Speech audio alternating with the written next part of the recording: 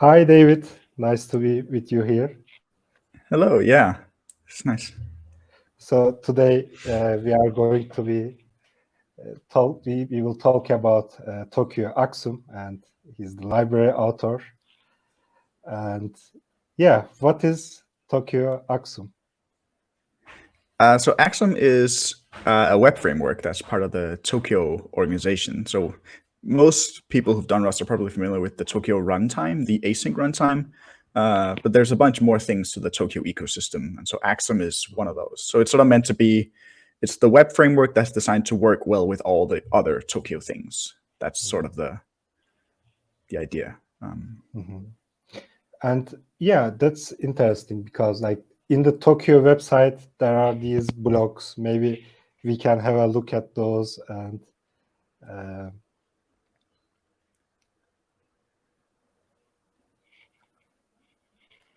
so this is the Tokyo website, and you see there are other blogs like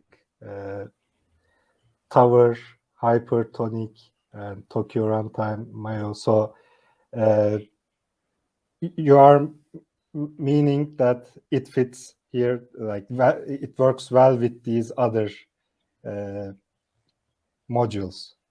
Exactly, yeah. The reason that Axum is not part of this design yet is just that we haven't gotten around to actually do it. I think if you imagine like where would we put Axum in this, it actually requires a bit of design work to get it on there. So that's the only reason that Axum isn't on the website yet. But sometime in the future, it will be. Okay. So what differentiates Axum from other frameworks?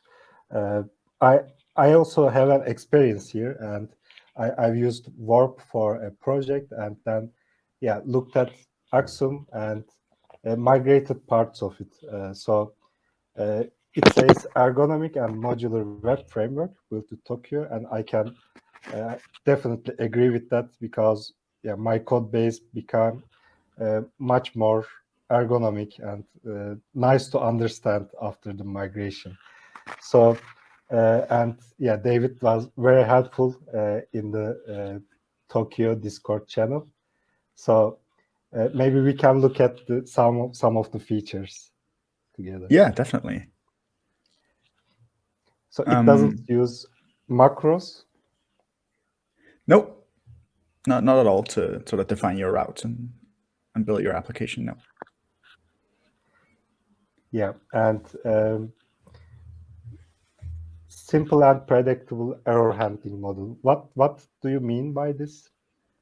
So I've experienced in the past that if a web framework allows you to like make a handler function that takes a request and returns a response, what happens if it fails? So typically it will return a result or a response and some sort of error. And typically that error would be a thing that's defined in the web framework itself. And as a user who wants my API to look nice and work nice to my consumers, I was often sort of asked with, but how is this response converted into an error? What exact like error sort of response do you get? Do you get JSON? Do you get plain text? What are the headers? All these sorts of things. So basically, in Axum's error handling model is that there isn't really any error handling model. Like you can return a result from your handler functions, but the result or the error type that you return is required to implement a trait called IntoResponse, and that's how you define how errors are converted into responses. So really, an error is just another kind of response. There's no there's no built-in error type in Axum itself. So it's explicit, like the way Rust developers like, and there's no magic that you try to find out what's going on behind the curtains. Exactly. Yeah, like sometimes people ask, like, how do I return an anyhow error from my handler? And the answer is that you can't, because how do you convert an anyhow error into a response? Do you want JSON? Do you want plain text? Like, how do you want it? So you have to define your own type somehow that sort of tells Axum how it should convert your errors into responses. So it should be a concrete type, and maybe you can use this error library, or you can write your own types, error types. Yeah. And you have the full control about the headers and everything. Yeah. And the nice thing is that you have to implement it just once, in an IntoResponse trait, and you can basically reuse that. Yeah, I think this is an example of that implementation, right? IntoResponse. Exactly, yeah. So you can see from that function we return a tuple of a status code and a JSON. And if you return a tuple from a handler, it just takes, in this case, the status code from the first thing, and then the actual response body and headers from the second thing. So it's just a way to sort of decorate and change the status code on the fly for an existing response type that you have. And you can return three things as well. You can return a status code, a list of headers, and then a body at the end. So you can compose things in this way. Yeah.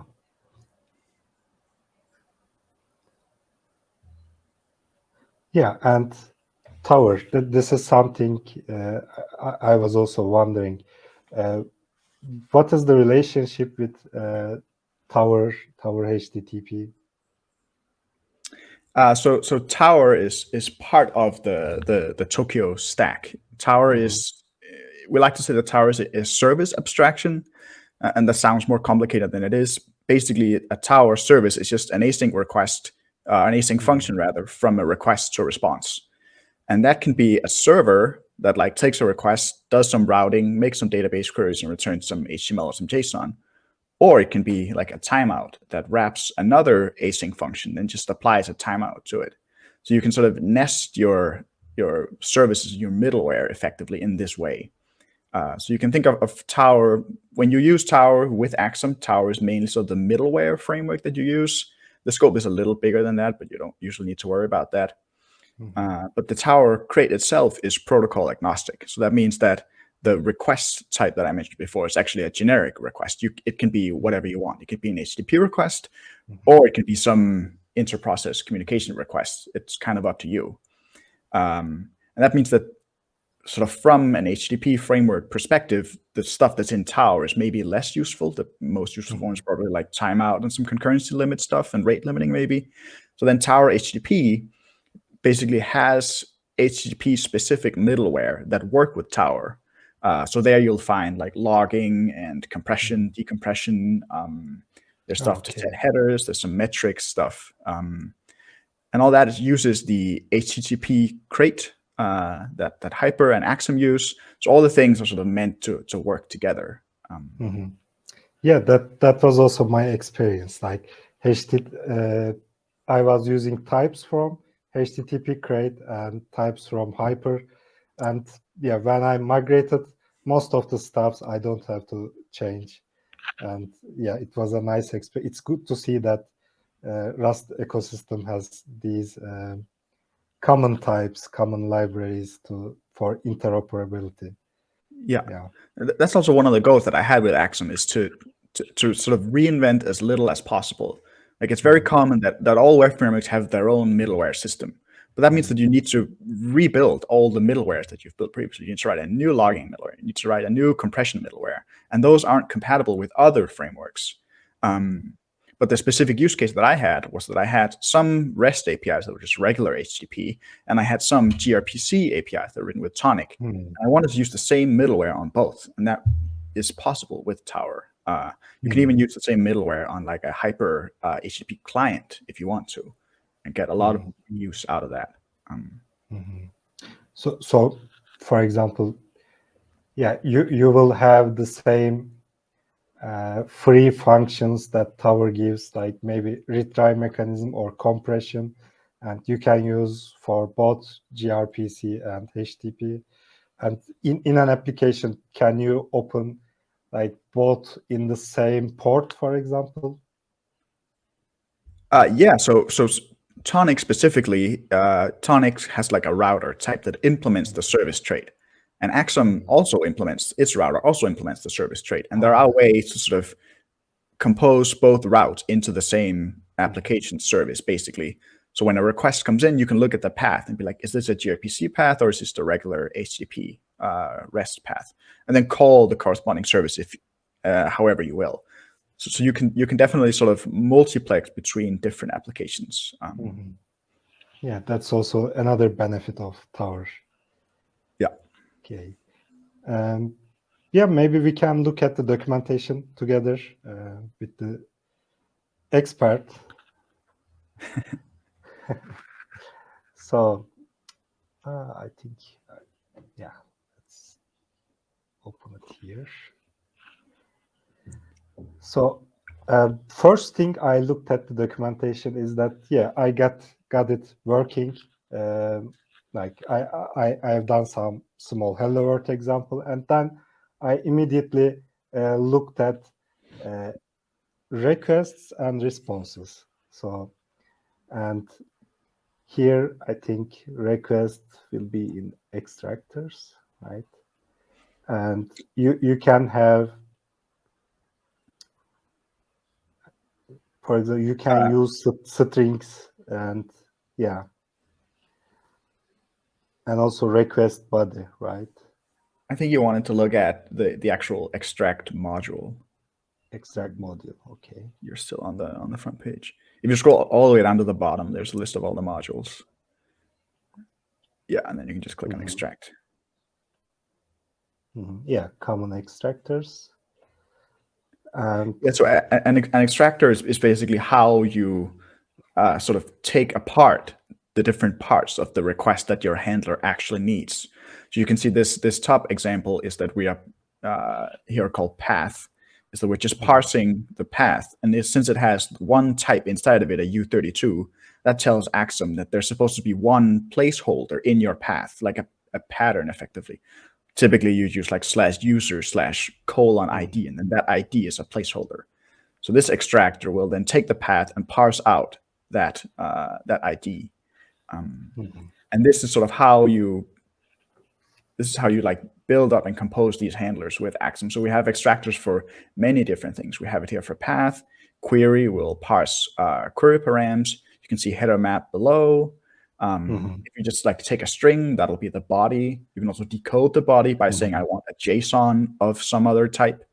You can take the whole request if you want to do your own custom stuff. An extension is sort of a sharing state between your different handlers. Like if you have a database connection pool or something like that, you can easily access that. So this is, I think this one is the one that gives you the full control, right? Yes. You can do anything like with the HTTP request with this. And here I think, yeah, in the I think previous iteration I used request bytes, but now it's request body. And if I want to get the body bytes from here, I think I need to use some hyper function. Maybe Yes. that's a question you get a lot, maybe. Yeah, it comes up. So the body type in this line that you have highlighted now is actually a re-export of Hyper's body type. Axum doesn't have its own body type. And there's a utility function in Hyper too. So body is effectively an async stream of bytes. So you need to concatenate those all together. An example is that what if you have like a stream, a request that comes in as a stream. It's not necessarily like one chunk, the whole thing. So you need to sort of concatenate those up and do it asynchronously. And there's utility to do that in Hyper. Typically in Axum, if you just want the request body as bytes, then you just do the thing 3 lines up where you just take a bytes and then Axum will buffer it automatically for you. Okay. Yeah, and that's sort of the most ergonomic way to do it. If you want to get both headers and bytes, can you combine these? Yeah, so you can put up to 16 arguments effectively on these functions. There's a bit of a trick magic underneath the hood that makes all that work. But yeah, you can, if you just take a header map and a bytes, you'll get both. Ah, perfect. I didn't know that. I moved everything to request body because I was using request bytes. But yeah, this is, yeah, in hindsight, I used an extension. Then I combined with it. So I should have figured out these are, like you can combine these parameters together. And yeah, right. extension Actually, the is very like, next section in the docs is about running multiple extractors. So yeah. My mistake. So I also use the extension, like yeah, it's for common state, and I think it was harder to do in other frameworks. It's very ergonomic, I should say. I just used an automatic reference counter and give it to extension, and then you can use it in your methods, let's say. This is one part of the story. And do you want to mention something in extract module, or? Yeah, I think the key takeaway here is that like other frameworks have similar patterns. I know that I think Rocket was probably the framework that sort of made this way to parse requests very popular, but they did it with macros, which Axum does not, which I think is sort of the key thing here. Is that you don't need any annotations or any macros on your functions. It just sort of works via the trait system, salt type based. It works the same way in Actix. I want to say I didn't realize that when I actually wrote Axum in the beginning, but several frameworks have sort of a similar feature, and it's super powerful. It's really nice. It takes away most of the boilerplate from parsing a request. It works pretty well. Yeah, and here Axum is also one more advantage, that it plays nicely with the current crates, HTTP and Hyper. Yeah, that's part of the sort of the goal of Axum, is to not reinvent things. Like there is an HTTP crate that has all the types that we need. That's already there. We don't need to make our own HTTP implementation because we can just use Hyper. I think maybe if you scroll down to the bottom, if you look at the actual FromRequest trait itself, it's in the extract module. Yeah, extract module, and FromRequest. Yeah, this one. Traits. And there's an example of how to actually implement it just below here. So this is how it's just a regular async trait that you can just implement. And any type that implement this trait can be used as an extractor. So you just put it in an argument to a handler, and it just sort of automatically works. So making your own extractors is very easy. And it's very easy to like build your own extractors to sort of compose built-in extractors in Axum. Like you could do an authorization extractor that looks at a header, grabs a database pool, makes some database queries, and gives you an authorized user. And I found this to be quite a nice way to sort of build your application compositionally by defining different kinds of extractors. Yeah, it's very composable. Plug and play at the end. Yeah. So maybe we can look at response, maybe. Yeah. And here also we have the similar options. You can just return string and vector of bytes, status code, and you can also combine multiple of them together, right? And specifically, you can combine, like you can take a status code and some other response, and then it takes the status code with that response. So you can't take like two complete responses and combine them, because which body do you take? Which headers do you take? But this is a way to take, like, I have a JSON response that works and makes sense on its own, but I want to give it a 201 status code, or I want to supply a different header or something. So then you can use either tuples of 2 types or 3 types, as you're highlighting now. Yeah. You can also use JSON.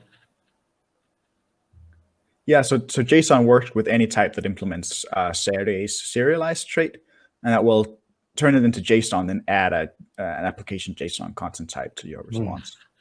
Yeah. And again, if you want the full control, you are just using response body with this builder. Then you can do everything inside that method. Yep. Our goal is that you shouldn't have to, but sometimes you do have to. Yeah, as a beginner, I use this naive approach, but yeah, it's definitely cleaner to move stuff to pre-built status code and JSON. Yeah, it's sometimes as a beginner, you just read in the docs that you can return anything that implements IntoResponse, but you don't really know what implements IntoResponse. So if you go to the trait on any trait basically on Rust, you can see everything that implements those traits, and you'll see that there's quite a lot of things that implement IntoResponse. So all these things basically work. So I recommend people familiarize themselves with this section of the docs.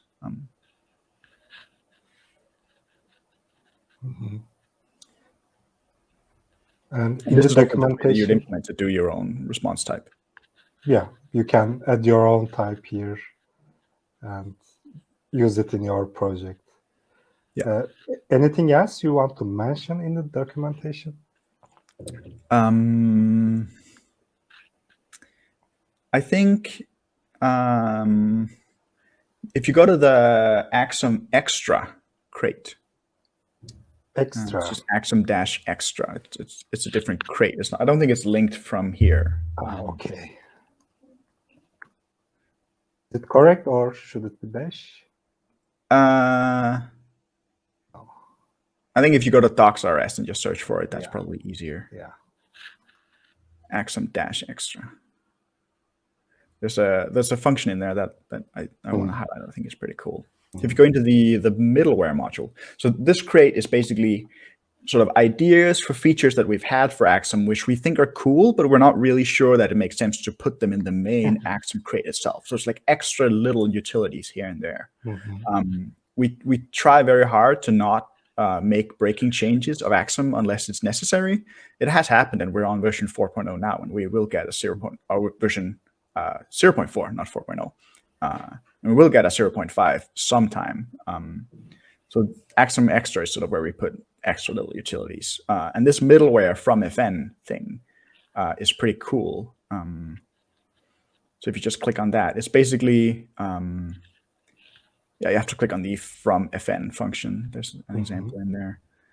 So we talked previously about Tower and how Tower can be used to write middleware that are compatible with Axum. But Tower is, given that the service trait from Tower is a trait, async traits in Rust are sort of hard. You can't really do them. They're not the most ergonomic thing. You can use the async trait macro to make it easier, which we saw early on the FromRequest trait. But that has a cost because each future has to be boxed and effectively be an allocation, which is not right for the Tower crate because Tower wants to be very low level and give you as much control as we want. But in Axum, we're fine with sort of having a little bit of a cost to a middleware, but sort of to get much better ergonomics. So this is sort of an example of a way to write middleware that's not quite as fast as a manual Tower service implementation, but much easier to actually write. So you can see here, we just have an auth function that takes, that is first of all a regular async function. So you can use async await in there, just like you do in any other function. And it receives the whole request and can do whatever it wants.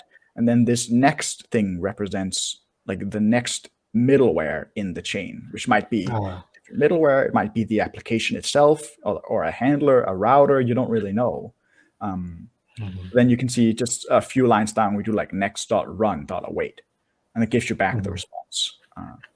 So this is a way to actually write middleware using regular async await without all the sort of complexities of the Tower service trait.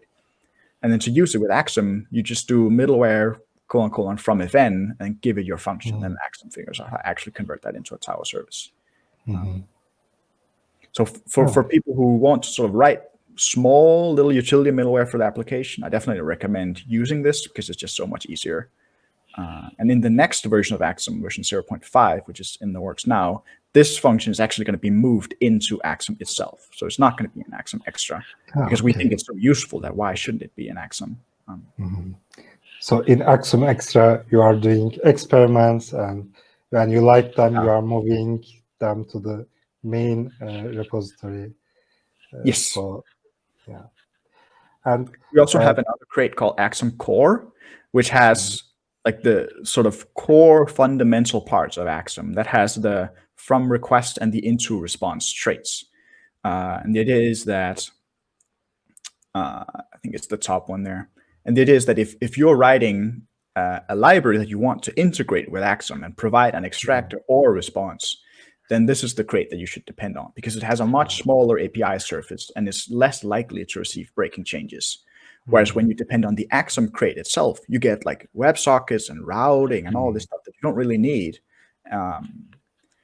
So like if you have a SQL library and you want your database connection pool to implement FromRequest, then you can depend on Axum Core. Then the users of the library can use Axum itself, and your library will play nicely with Axum. Okay. Yeah. And that is that like if in the future we ship another version of Axum itself with the router and all that stuff, we don't necessarily have to make a new version of Axum Core. So if your crate, your SQL library or whatever, depends on Axum Core, you don't need to ship a new version of your crate. As long as the versions are compatible, then they'll continue to work.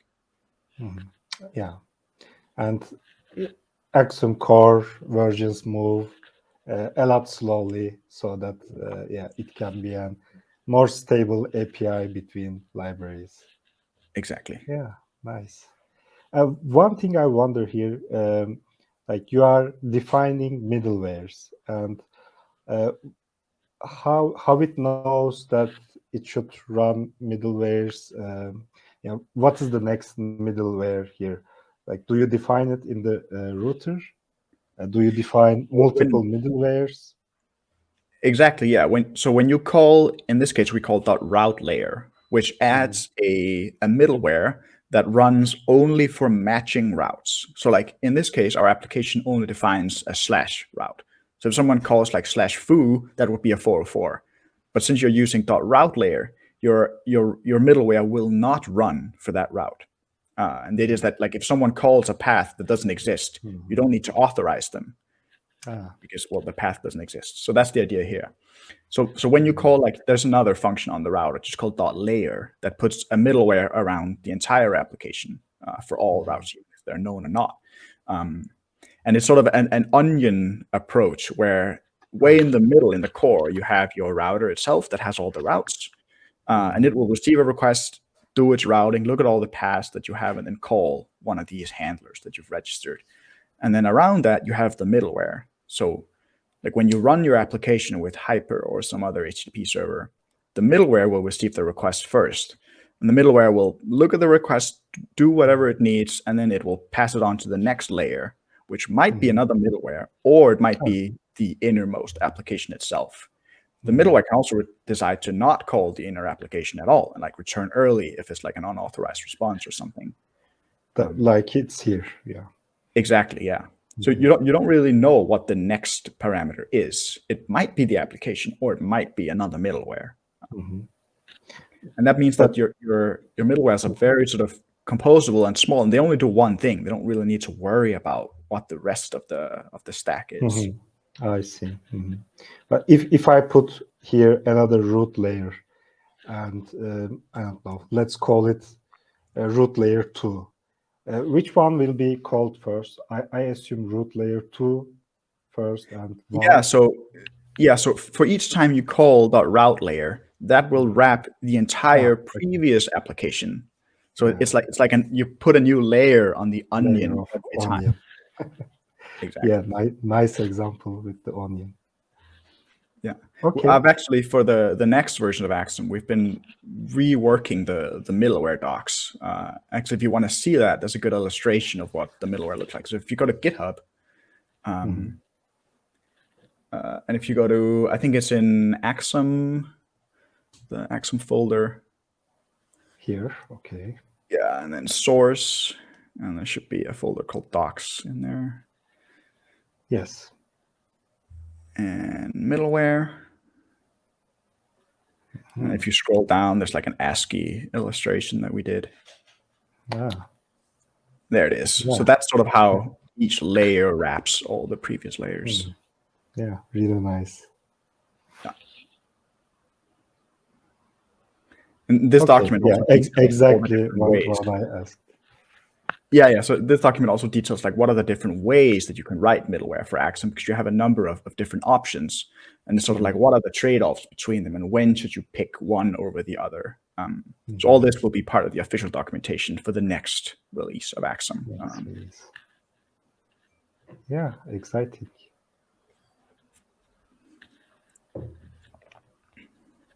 Perfect. Anything else should we look into in documentation? Because yeah, I didn't know this. The details you have explained, and they are very exciting. So maybe there is more in the I back. think maybe if you want to sort of peek into the engine and how things actually work, you could look at the handler trait in the Axum crate itself. In the Axum crate itself. Okay, let's switch to that.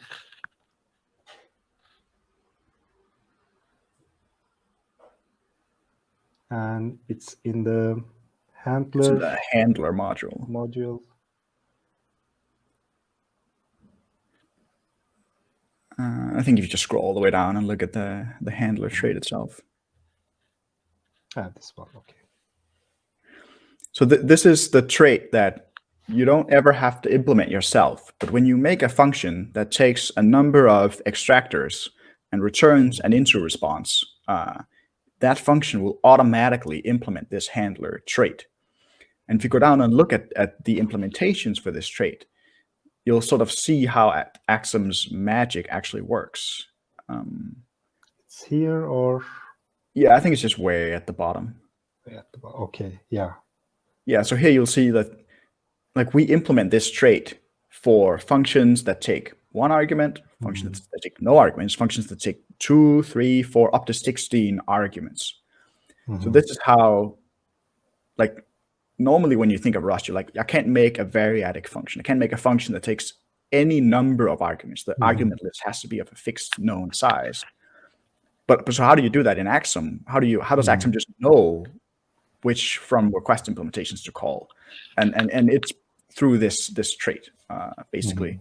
So we generate all these implementations with a macro internally because it's very tedious to type out by hand. But this is sort of how all the magic underneath actually works. Yeah, nice detail. Okay, and maybe now we can look at some examples and get a feel of it, get a feel of using the Axum. Okay, this is the next version of the documentation. And here we have examples. And one thing I like is there are a lot of examples. And for a beginner, like the first time you use a library, these examples are really helpful. And yeah, one thing that caught my eye was this routes and handlers close together and very nicely named. And this shows the power of that modularity. And I use this method. So here you can just create different routes. Like this function creates a route itself.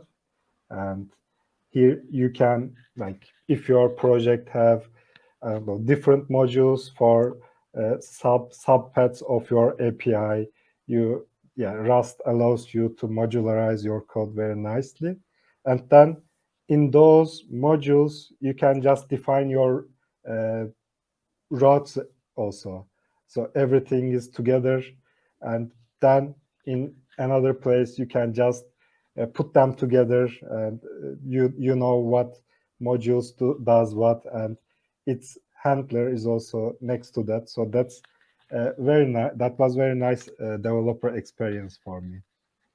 Yeah, and this all works with the router have a merge method that basically merges two routers together. So this specific example is a demonstration of if you build your router in one place where you define all what the actual paths are, but you have your handler functions in a different place. If you look at just the handler function itself, it might not be obvious what path parameters does it take? What's the actual path? What's the method that is going to be called at? So there's sort of a disconnect between the two, which some people like, some people don't like. That's sort of personal preference. So this example shows one way to get around that. So yeah, there's many different ways that you can sort of architect your Axum application. That's sort of up to you. Yeah, as the developer. yeah, that's really nice. And like you can, for example, if you have an admin, no, admin user interface or API, you can put that, yeah, build it, write it once, and in your code, for example, you can put it inside under API admin routes, and also maybe you want to open up that API in a different port in the same application, and you can just reuse the same handlers you wrote, right? That's very composable. Exactly. And yeah, here, are there any examples you like or want to mention?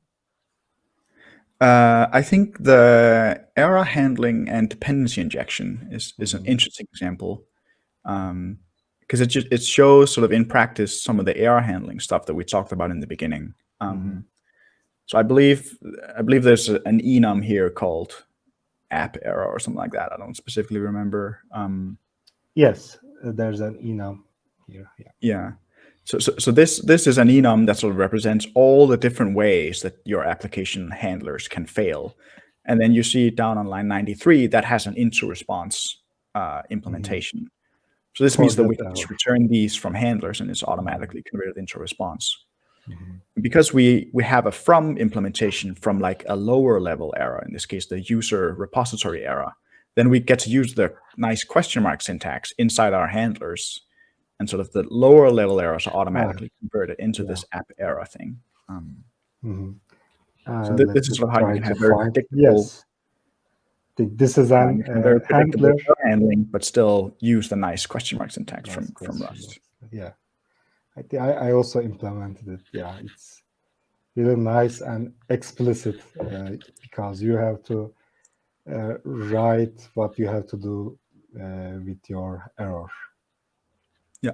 And yeah, here you just set the status, different status, and just return the body as JSON. Yeah.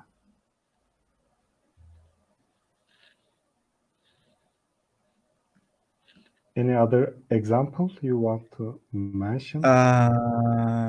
Maybe at the bottom there's a WebSockets example. That's always fun. Yes.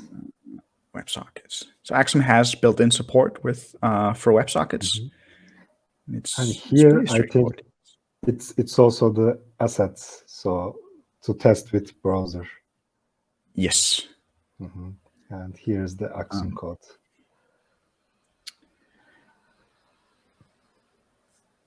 Yeah, so it has some stuff set up to actually serve the JavaScript and the HTML that we looked at before, and then it has this /ws route. And then you can see that uses a WebSocket upgrade extractor. It's just a regular type that implements FromRequest. And that hooks into Hyper's connection upgrade functionality, and under the hood uses a library called Tokio Tungstenite to actually do the WebSockets itself. And then you just supply it a dot called .on upgrade, and you give it a function that takes a WebSocket and is asynchronous. And then you can do whatever WebSocket stuff you want in here. You can read from the socket, you can write to the socket, all this sort of stuff. So WebSockets is very easy to get started with. Yeah, and I think here is that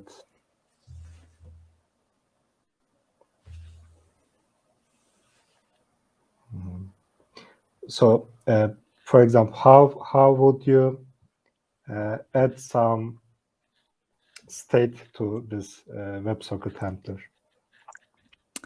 So you would extract it from with an extension extractor in the handler, and then you can just pass it into the handle socket function.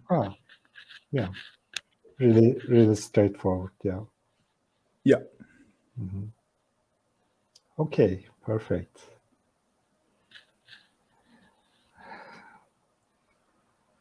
And yeah, for static file serving, yeah, you can just use this nest function is also interesting. Like it will just strip away the path from start, and basically then, yeah, you can use the route. So I also use this with merge and nest. You can really combine different, make different combinations of the routing. And for example, you can just nest API / version 1, and in the handlers, routers, you don't have to write that again and again. Yeah, and here we also use it yeah, for static, just get it from the path we are on. Yeah. So this serve dir is a service defined in Tower HTTP, which and the like Tower HTTP itself doesn't know anything about Axum. It just defines some Tower services. So this example shows how you can use a different service defined in another library and just plug it into Axum. Yeah, and in theory, that's the also serve dir service is compatible with any framework that supports Tower. It doesn't have to be Axum.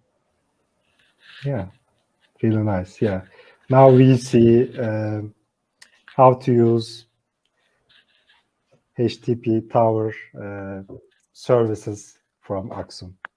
Also, Yeah. And you can even see down on line 32, we add a trace layer, and that gives you like high-level tracing and logging automatically, basically.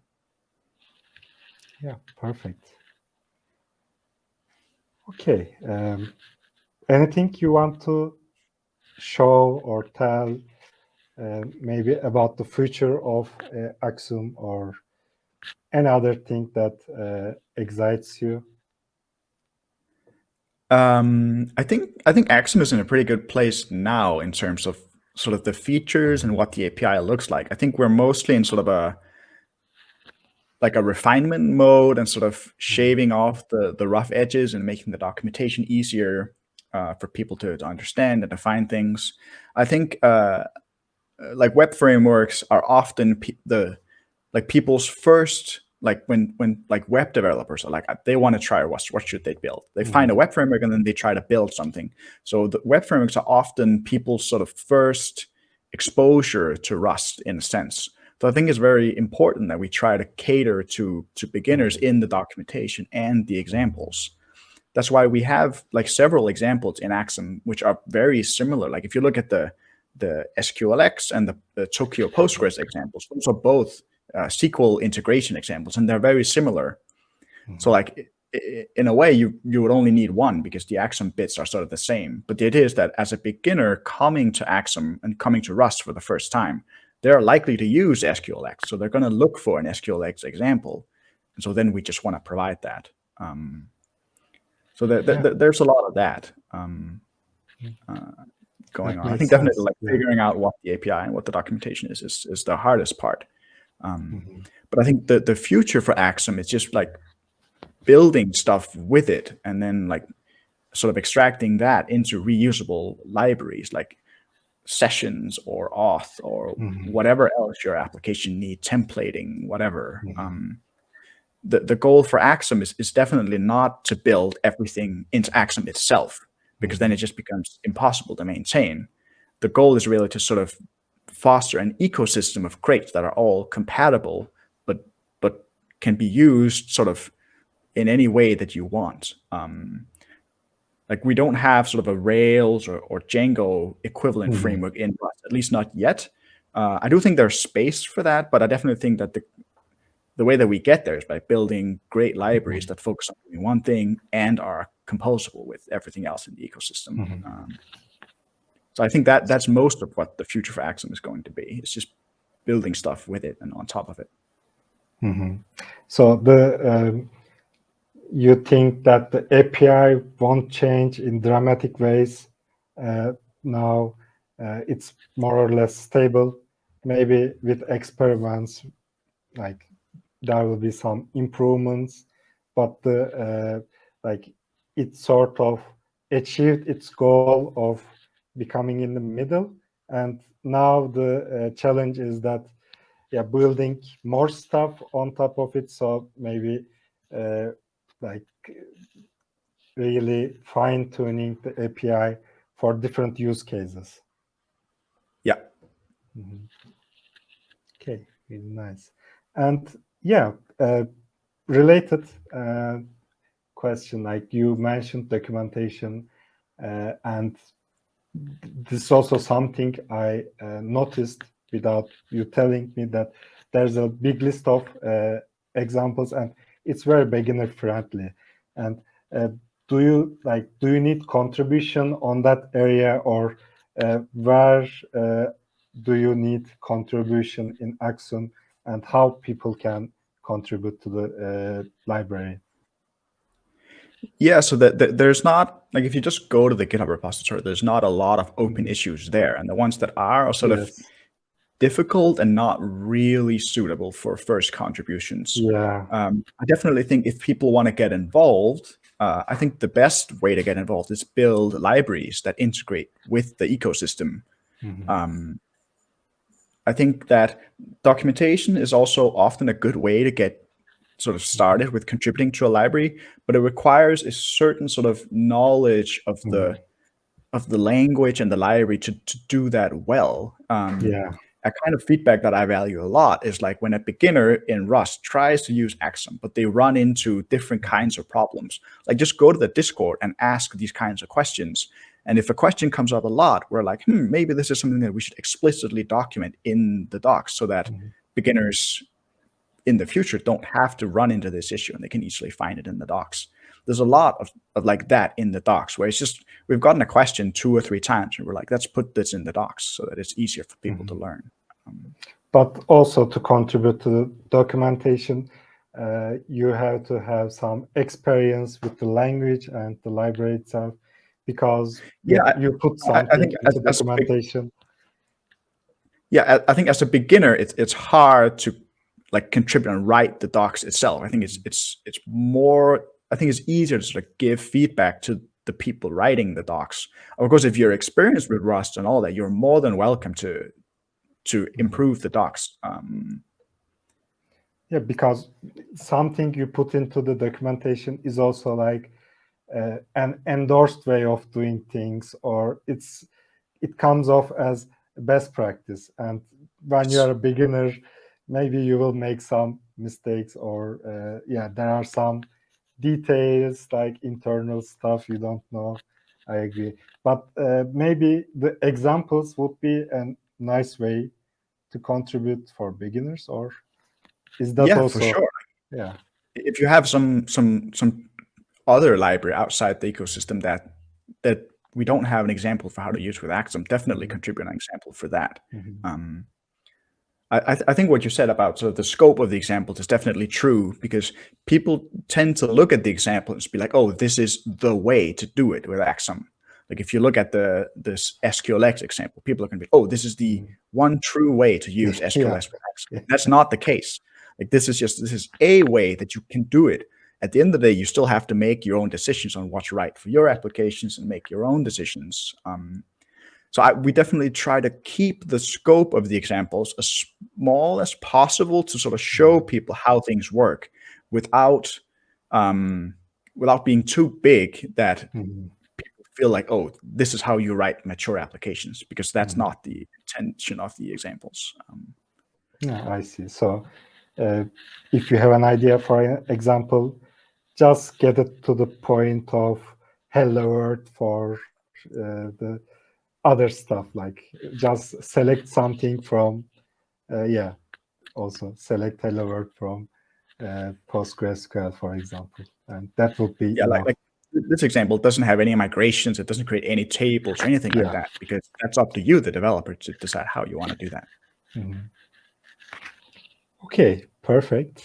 And anything else you want to mention? I don't think so. Yeah, last question. What is the hard thing about maintaining or building for such a project? like as we touched on before, I think the hardest thing is definitely figuring out what the most ergonomic APIs are. I think if you look at the 0.1 of Axum and where it's at now, the sort of pillars and the overall shape of the API is the same, but the internals and the actual types involved are totally different. I like to think that they're much more ergonomic and easier to use now.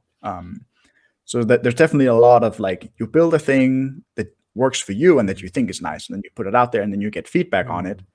And then you have to evaluate all that feedback and be like, how can we shape the API differently in a way that makes sense for people and what they're trying to do? I see. So just defining the API internally or like public API as well is the hard part, because like you build some abstraction, but you don't know if it fit well people's use cases, and that's a very, I think, communication process, right? Exactly. More than coding. Yeah. Yeah, I think that the internals of Axum are actually fairly simple. There's not a whole lot to it. There's the routing, and then, I mean, that's mostly it. The rest is just sort of in what your handlers do. So the code is very simple, but figuring out, like a concrete example was, we used to, in a previous version of Axum, we had a function called OR on a router that took two routers and just ran the first one. If that failed, it would run the second one. But there were some difficulties in how we sort of implemented it that made certain use cases difficult. So then in a previous release, we changed that to merge, and was like, now it only works with routers, and that made the implementation much simpler, and it made the use cases that people were trying to do much simpler as well. So there's a lot of that And learning it doesn't allow like conflicting handlers, right? That was a case. Exactly. I thought. And in a way, it's a feature. Like it doesn't let you define conflicting paths, so it warns you early in the compilation. Yeah. Yeah, if you try to add two routes that conflict, you'll panic. You'll get a panic when you add the route. Unfortunately, it's not a type error, but yeah, it's all right. But it gives an error, so it's fine as a user. So David, thank you very much for building such a library. I think it makes lives easier for a lot of developers. Like, they build systems. It makes world a better place. Like, open source is usually a thankless job, but yeah, I want to thank you personally. And if you ever come to Istanbul, we will offer you free baklava and kebab of your choice. I love baklava. That's great. Just let us Thank know. you. Definitely. So, any last words? No, I mean, thank you so much for setting this up. I love talking about Axum. I love talking about Rust. So Yeah, anytime. it was really fun and informative interview. Thank you for your time, and see you next time, maybe on your next library. Who knows? Who knows? See ya. See you. Bye.